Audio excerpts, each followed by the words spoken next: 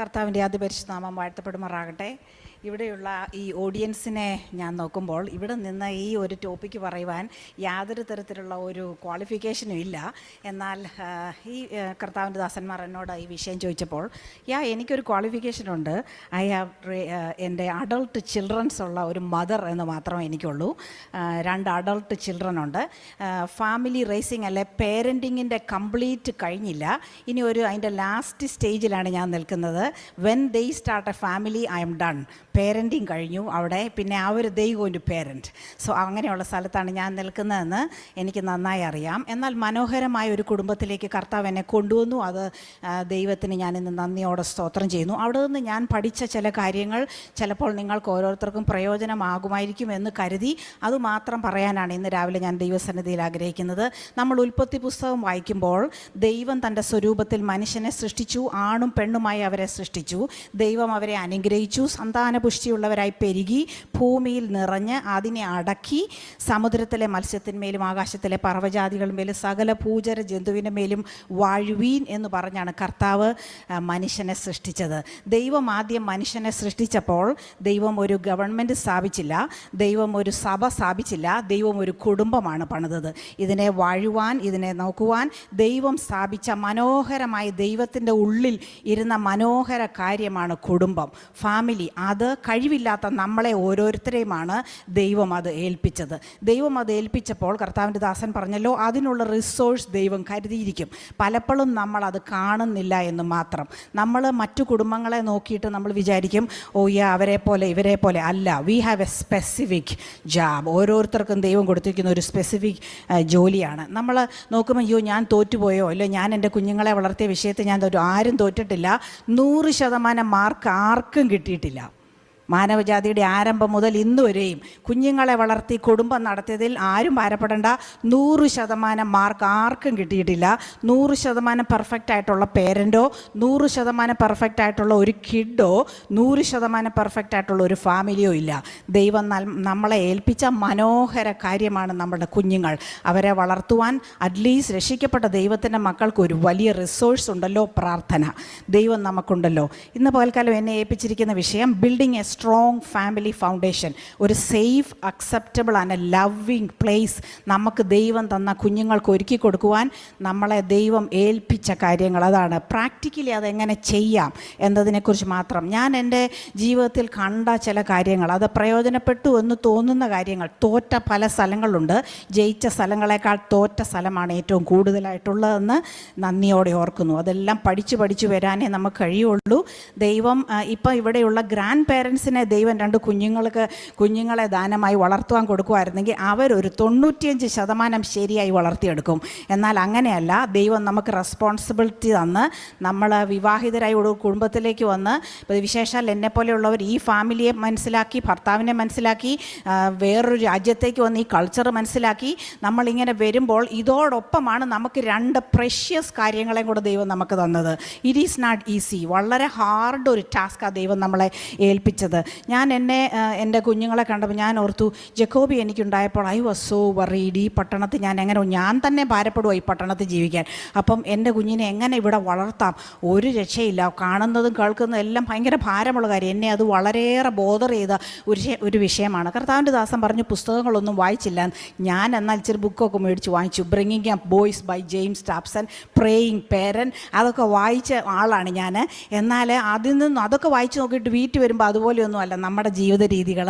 അതൊക്കെ വ്യത്യസ്തമായ ജീവിത രീതികളാണ്. എന്നാൽ എങ്ങനെ അവിടെ നിന്ന് പഠിച്ച ചില കാര്യങ്ങൾ ഷെയർ ചെയ്യാൻ മാത്രമാണ് ഞാൻ ആഗ്രഹിക്കുന്നത്. ഒന്ന്, choose to be a real parent. ദൈവം നമ്മളെ ഏൽപ്പിച്ചതാണെന്നുള്ള ഒരു ബോധം. ഏത് തരം കുഞ്ഞുങ്ങളെ തന്നാലും, പലതരം കുഞ്ഞുങ്ങൾ നമ്മളിപ്പോൾ ഇവിടെ നോക്കുമ്പം എല്ലാവരെയും ഒന്ന് ശ്രദ്ധിച്ച് നോക്കിയാൽ കുഞ്ഞുങ്ങൾ മുതൽ അഡൾട്ട് വരെ ദേ ഓൾ ആർ ഡിഫറെൻറ്റ്.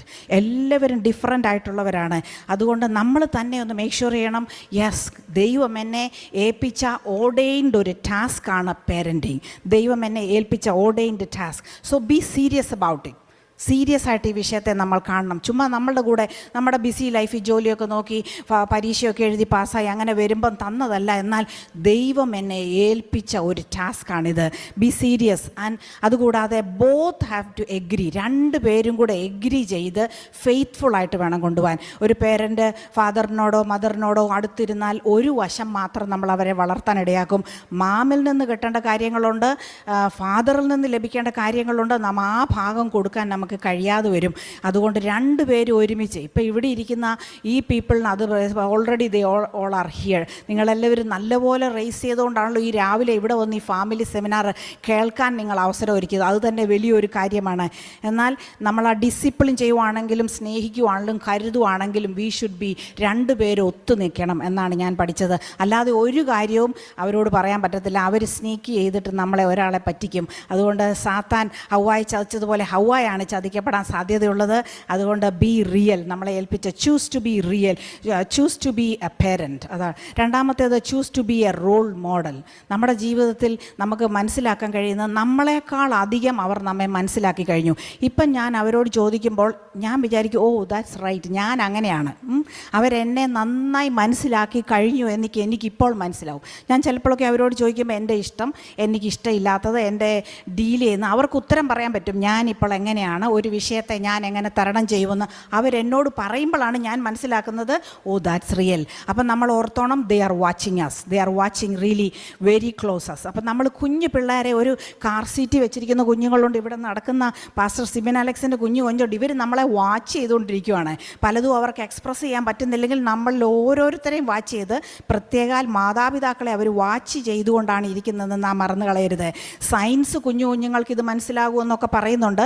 എന്നാൽ അതിനപ്പുറം ദൈവം അവരിലിട്ടിരിക്കുന്ന, ദൈവം അവരിൽ എന്തെല്ലാം ഇൻസ്റ്റിൽ ചെയ്തിട്ടുണ്ടെന്ന് നമുക്കറിയത്തില്ല. അതെല്ലാം നാം മനസ്സിലാക്കി വരുന്നതേ ഉള്ളൂ.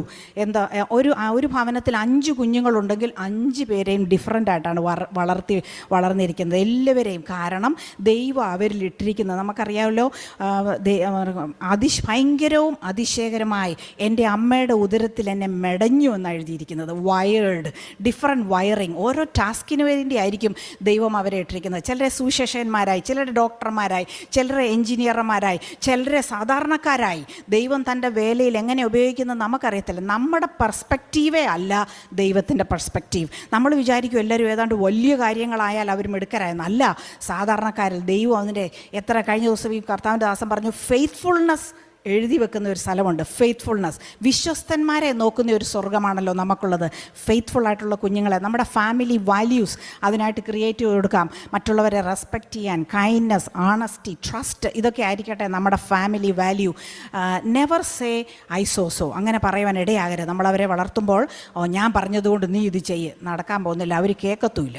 കാരണം ഈ ജനറേഷനിൽ അങ്ങനെ പറയാൻ പറ്റത്തില്ല. ഞാനൊരു ജെൻ എക്സ് ജനറേഷൻ, എൻ്റെ കുഞ്ഞുങ്ങളൊരു ജെൻ സി ജനറേഷൻ.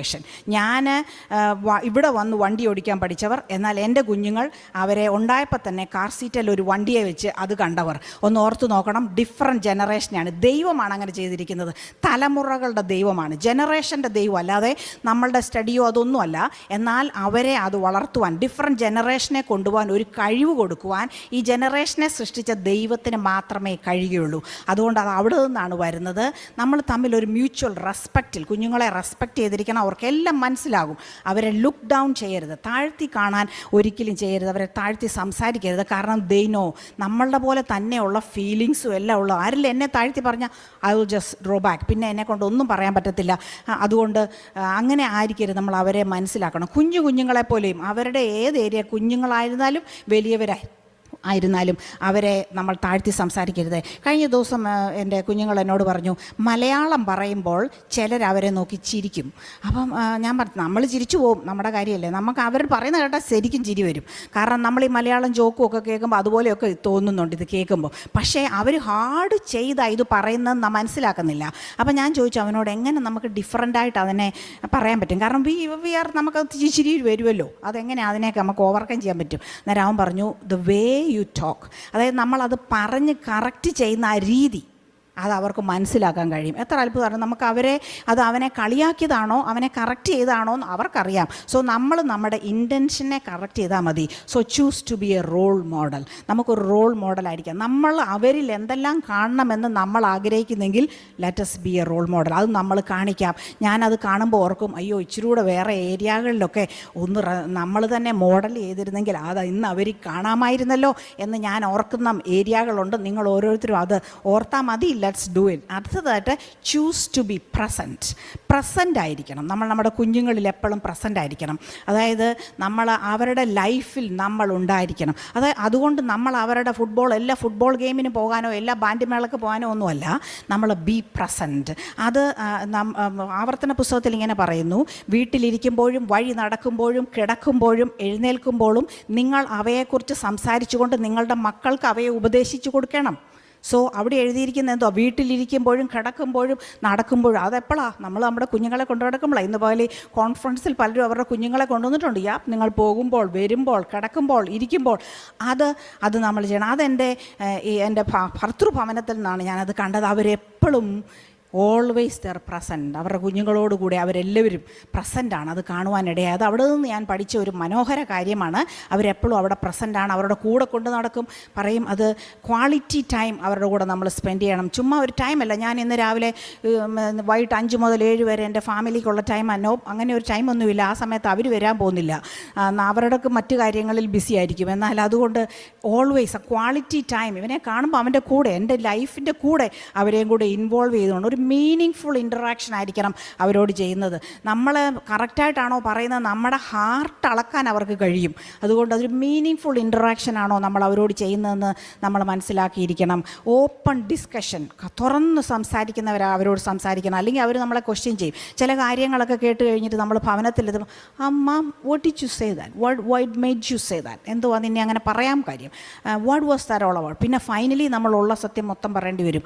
അതുകൊണ്ട് റീസണിങ് ജനറേഷൻ ആയതുകൊണ്ട് we have to be very careful dealing with them. നമ്മൾ അവരോട് ചുമ്മാ ഹൂന്നൊന്നും പറഞ്ഞൊന്നും തട്ടിപ്പോട്ടെ, അവനീ പറഞ്ഞ് നിർത്തിയിട്ട് പോട്ടെന്നൊന്നും കരുതി കണക്കിടരുത്. ചെറിയ പ്രായം മുതൽ, കുഞ്ഞ് മനസ്സിലാകുന്നിടം മുതൽ, മേ ബി മനസ്സിലാകാത്ത കാലം മുതൽ തന്നെ അവർക്ക് മനസ്സിലാകുന്നുണ്ടാവും, എത്ര അഡൾട്ടായിരുന്നാലും. അതുകൊണ്ട് be very careful, choose to be present. എപ്പോഴും ആയിരിക്കണം. അവരുടെ ആ ലവ് ലാംഗ്വേജ് എന്താണെന്ന് മനസ്സിലാക്കണം. എൻ്റെ മോൻ ലൂക്ക് എന്നോട് പറഞ്ഞു, you know what, Dad took me to post office. I don't know why. I have nothing to do at post office. Post ഓഫീസിൽ പോയിട്ട് അവൻ ഒരു കാര്യവുമില്ല. പക്ഷേ ഡാഡ് എന്തിനാ എന്നെ ആ പോസ്റ്റ് ഓഫീസിൽ കൊണ്ടുപോയെന്ന് എനിക്ക് മനസ്സിലാവുന്നില്ല.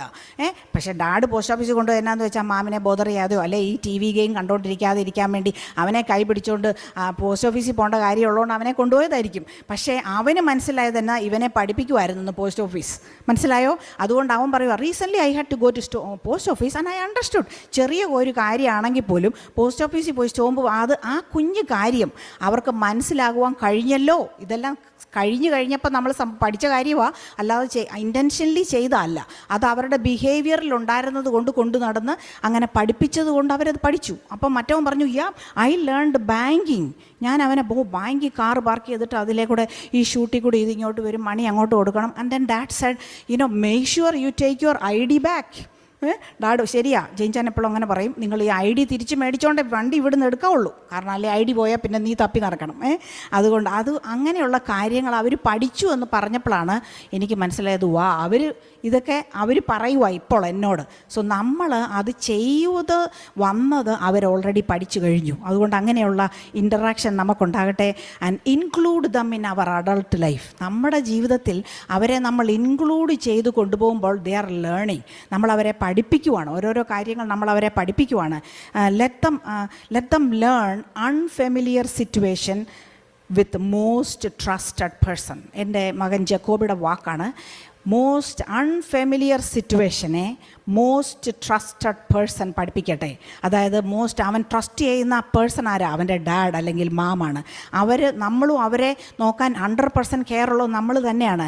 അതുകൊണ്ട് റോഡ് ക്രോസ് ചെയ്യാൻ പഠിപ്പിക്കുമ്പോൾ മുതൽ ജീവിതത്തിലുള്ള അൺഫെമിലിയർ ആയിട്ടുള്ള ഭാരമുള്ള വിഷയങ്ങളെ നമ്മൾ അവരെ പഠിപ്പിക്കുമ്പോൾ അവർക്ക് തനിയെ നേരിടേണ്ടി വരുന്ന വിഷയങ്ങളെ ഈ എക്സ്പീരിയൻസിൽ അവരതിനെ നേരിടും. എത്ര വലിയൊരു കാര്യം! അൺഫെമിലിയർ ഫെയിലിയർ സിറ്റുവേഷനെ ഒരു മോസ്റ്റ് ട്രസ്റ്റഡ് പേഴ്സൺ പഠിപ്പിക്കണം എന്നാണ് നമ്മൾ മനസ്സിലാക്കിയിരിക്കുക. Choose to be present. അതുകൊണ്ട് നമുക്ക് അവരിൽ പ്രസൻ്റ് ആയിരിക്കാം. Choose to be a encourager. അവർ ചെയ്യുന്ന ചെറിയ കാര്യങ്ങളെ മറ്റുള്ളവരൊക്കെ നല്ല എന്നൊക്കെ പറയുമായിരിക്കും, പക്ഷേ we have to be really അവരെ എൻകറേജ് ചെയ്യണം. Oh you did it well എന്ന് പറയുന്നതിൽ നാം മടിക്കരുത്. പക്ഷേ ചിലപ്പോൾ നമ്മൾ അങ്ങനെയൊന്നും പറയത്തില്ല, പറയാൻ നാം മടിക്കരുത്. അതുപോലെ choose to allow failures and success. തോക്കാൻ അവരെ അനുവദിച്ചു കൊടുക്കണം. നമ്മൾ അവരെ പുറകെ നടന്ന് ഇവൻ ജയിക്കണം പറയണ്ട. അവൻ തോൽക്കട്ടെ. അവൻ തോക്കുമ്പോൾ ചില കാര്യങ്ങൾ അവൻ പഠിക്കും. അതിൽ നിന്ന് അവന് ആരോഗ്യമുള്ള ഒരു മനസ്സ് അവനുണ്ടാകുന്നത് അവൻ തോക്കുമ്പോഴാണ്. ലൈഫ് ഡീൽ ചെയ്യട്ടെ. നമ്മളെല്ലാവരും ജയിച്ചിരിക്കുമല്ലോ. നമ്മളും എത്ര സ്ഥലങ്ങളിൽ തോറ്റ ആൾക്കാരാ. തോക്കുക, ജയിക്കുക, അപ്പോൾ അവരെ ഒരു സ്ട്രോങ് പീപ്പിളാക്കി മാറ്റാൻ അതിന് കഴിയും. Choose to pray. പ്രാർത്ഥിക്കാം നമുക്ക് അവർക്ക് വേണ്ടി. സ്വർഗസ്ഥനായ നമ്മുടെ പിതാവ് നമുക്ക് വേണ്ടി ഉണ്ടല്ലോ. നമ്മളിവിടെ കേട്ടുകൊണ്ടിരിക്കുന്നതന്നെ വാക്ക് വിത്ത് ഗാഡ്. ദൈവത്തോട് കൂടെ നടക്കാം. കർത്താവേ, നീ എനിക്ക് തന്നിരിക്കുന്ന ഈ മനോഹരമായ കാര്യത്തെ കർത്താവ് ഉദ്ദേശിക്കുന്ന തരത്തിൽ വാർത്തെടുക്കുവാൻ എന്നെ സഹായിക്കണമേ എന്നുള്ള പ്രാർത്ഥന നമുക്കുണ്ടാകട്ടെ. ദൈവത്തിൻ്റെ വചനമെന്ന മാനുവൽ നമുക്കിന്ന് ഉണ്ടല്ലോ. പ്രയർ ചാനൽ ഇന്ന് രാവിലെ ഓപ്പൺ ആണല്ലോ. നമുക്ക് വേണ്ടി നമുക്ക് അവരോട് ചോദിക്കാം. എവറി ഡേ നമ്മൾ വോക്ക് ചെയ്യുവാണെങ്കിൽ learn from our heavenly father. ദൈവം നമ്മളോട് സംസാരിക്കും. പരിശുദ്ധാത്മാവിൻ്റെ സാന്നിധ്യം നമുക്ക് പറഞ്ഞു തരും. ഈ കുഞ്ഞിനെ വളർത്തുന്നത് മുതൽ ഒരു അഡൾട്ട് ചിൽഡ്രനെ കൊണ്ടുപോകുന്നത് വരെ, അവരെ വേറൊരു ഫാമിലി പണിയുവാൻ അവരെ കൊണ്ടുവിടുന്നത് വരെ ദൈവം നമ്മളെ പരിശുദ്ധാത്മാവിൻ്റെ ഒരു സാന്നിധ്യം, ഒരു സഹകരണം നമുക്ക് തരും. പക്ഷെ നമ്മൾ ലൈഫിൽ ബിസി ആയിട്ട് അങ്ങ് പോയാൽ റിയലി നമ്മൾ ബിസിയാണ്. നമ്മൾ ലൈഫ് നമ്മൾ തന്നെ ഫിഗർ ഔട്ട് ചെയ്യുമ്പോഴാണ് നമുക്ക് ഈ കുഞ്ഞുങ്ങളെ കർത്താവ് തന്നത്. നമ്മൾ ജോലി ചെയ്യുന്നു, പോകുന്നു, മോർട്ട്ഗേജ് അടയ്ക്കുന്നു, അങ്ങനെ വിഷയങ്ങൾ ചെയ്യുമ്പോഴാണ് നമുക്ക് ഇവരെ തരുന്നത്. എന്നാൽ അതിൽ അവരെ പ്രാർത്ഥനയോട് കൊണ്ടുപോകാം. ക്വാളിറ്റി ടൈം അവരോടുകൂടെ സ്പെൻഡ് ചെയ്യാം. നമ്മൾ അവരെ വെയിറ്റ് ചെയ്തിരിക്കാൻ പാടില്ല. നമ്മൾ അവരോടുകൂടെ സംസാരിക്കുന്നവരായിരിക്കണം.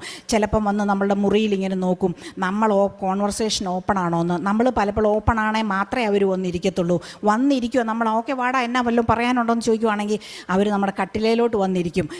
ഇരുന്നിട്ട് പിന്നെ അവരങ്ങ് ഓപ്പണപ്പ് ആവും. അവർ തോറ്റ സ്ഥലം, അവർ ജയിച്ച സ്ഥലം, അവർ ചെയ്ത കാര്യം, മറ്റുള്ളവരുടെ എന്തെങ്കിലും ഉണ്ടായ കാര്യം, ഇതെല്ലാം ഓപ്പൺ ആകുന്ന അപ്പോഴാണ്. ഞാനപ്പം ചിലപ്പം ജയിച്ചാണ്ട് പറയും, വെയിറ്റ്, ഇപ്പോൾ ടോക്കിംഗ് കോൺവെർസേഷൻ ഓപ്പൺ ചെയ്തിരിക്കുകയാണ്, എല്ലാം ഒന്ന് സ്റ്റോപ്പ് ചെയ്തിട്ട് ഇത് കേട്ടോണ്ടിരിക്കണം. അപ്പം എല്ലാം സ്റ്റോപ്പ് ചെയ്തിട്ട് അത് കേൾക്കുവാണെങ്കിൽ നമുക്ക് ഒത്തിരി മണിക്കൂർ, ചിലപ്പോൾ നമുക്ക് ഉറക്കം വന്ന് തൂങ്ങി അങ്ങ് പോകും. കാരണം ഇത് സ്റ്റോപ്പാകുന്നില്ല. പക്ഷെ നമ്മൾ അവരെ എവിടെയെങ്കിലും സ്റ്റോപ്പാകാതെ അവരുടെ ഹാർട്ട് കേൾക്കാൻ നമ്മൾ തയ്യാറാവണം. അതുകൊണ്ട് ഈ ചെറിയ കാര്യങ്ങൾ, choose to be a role model, choose to be present, choose to be a parent, choose to encourage them, choose to allow failures and success, choose to pray. Thank you for the opportunity.